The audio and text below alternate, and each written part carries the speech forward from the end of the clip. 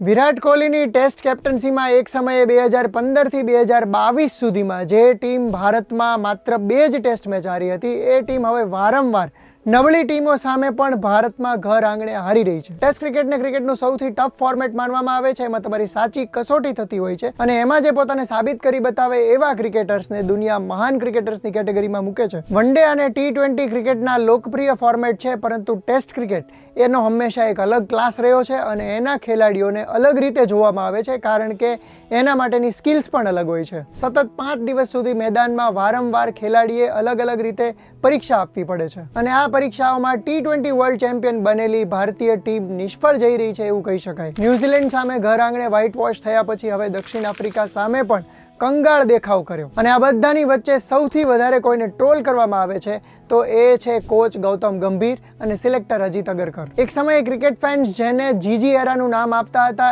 એ Gautam ગંભીરના કાર્યકાળમાં team વારંવાર હારી રહી છે. આની પાછળ ઘણા બધા કારણો જવાબદાર છે. કેટલાક લોકો એવું કહે છે કે કોચને સંપૂર્ણપણે દોષ ન આપી શકાય, તો બીજી તરફ કેટલાક લોકો એવું પણ કહે છે કે કોચ અને સિલેક્ટર્સ મળીને એક સારી ટીમ આપણને આપી શકતા નથી. તો બંને તરફના પક્ષોની દલીલ શું છે? મિત્રો, કોચ તરીકે રાહુલ દ્રવિડના ગયા પછી ગૌતમ ગંભીરે જ્યારે કાર્યકાળ સંભાળ્યો ત્યારે ગ્રેગ ચેપલ સાથે એમની સરખામણી કરવામાં આવતી હતી. એમના કાર્યકાળમાં ઘણા બધા વિવાદો થયા હતા અને એવું જ કંઈક હવે ગૌતમ ગંભીર સાથે પણ બની રહ્યું છે. સૌથી પહેલો જે આરોપ એમના પર લગાવવામાં આવી રહ્યો છે ક્રિકેટ ફેન્સ દ્વારા, એ છે કોચિંગ અને ટીમમાં પોતાના પસંદગીના લોકોને ઉમેરવાનો. ગૌતમ ગંભીરે હેડ કોચનું પદ સંભાળ્યા પછી બીજા બધા કોચ તરીકે પણ પોતાને ગમતા માણસોને પસંદગી કરાવડાવી. એમાં મોની મોર્કલ, અભિષેક નાયર અને રેન્ટેન ડેસ્કેટીનો સમાવેશ થાય છે. આ સિવાય પ્લેઇંગ 11 કે પછી સ્ક્વોડમાં પણ એમને ગમતા ખેલાડીઓ ઉમેરાય એના પર ભાર મૂક્યો એવો પણ આરોપ છે. વોશિંગ્ટન સુંદર, નીતિશ રાણા કે હર્ષિત રાણાને વારંવાર બેક કરવા માટેનો પણ એમના પર આરોપ લગાવાય છે. બીજો દાવો જે ક્રિકેટ ફેન્સ કરી રહ્યા છે એ છે સિનિયર ખેલાડીઓને ટીમમાંથી હાંકી કાઢવા મુદ્દાનો. તો કોચ અને સિલેક્ટર્સ દ્વારા વારંવાર સિનિયર ખેલાડીઓને પણ ડોમેસ્ટિક ક્રિકેટમાં રમવું જોઈએ એના ઉપર ભાર મૂકવામાં આવ્યો. રોહિત શર્મા, વિરાટ કોહલી અને રવિચંદ્રન અશ્વિન જેવા દિગ્ગજ ક્રિકેટર્સે ટેસ્ટ ક્રિકેટમાંથી નિવૃત્તિ લઈ લીધી, તો બીજી તરફ અજંક્યા રહાણે અને ચેતેશ્વર પૂજારા જેવા ખેલાડીઓને ચાન્સ ન મળ્યો. ત્રીજો જે આરોપ છે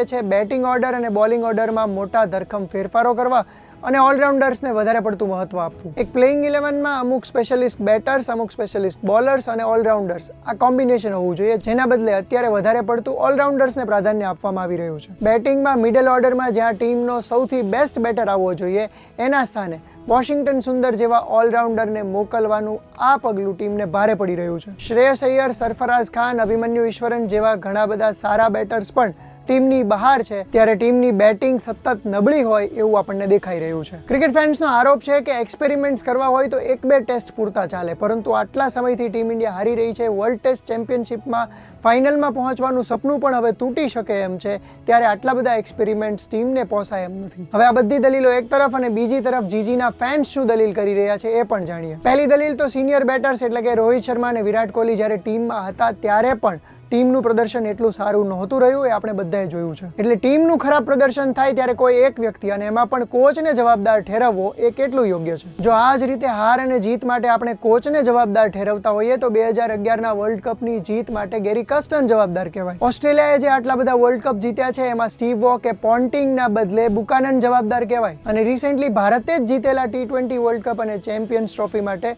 રાહુલ દ્રવિડ અને ગૌતમ ગંભીર જવાબદાર કહેવાય. ખરેખર તો ક્રિકેટ એક ટીમ ગેમ છે કે જેમાં સિલેક્ટર્સ અને સ્ટાફ કરતાં પણ સૌથી વધારે મહત્વનો રોલ હોય છે પ્લેયર્સનો. તો પછી આ રમતમાં કોઈ એક ખેલાડી કે કોચને હાર કે જીત માટે જવાબદાર કઈ રીતે કહી શકાય? હવે સોશિયલ મીડિયા પર ચાલતી આ બંને પક્ષની દલીલો અને બબાલ વચ્ચે તમારું શું માનવું છે? અમને કોમેન્ટ કરીને જણાવો અને આ જ પ્રકારના ઇન્ફોર્મેટિવ વિડીયોઝ જોવા માટે ગુજરાત સમાચારને જોતા રહો.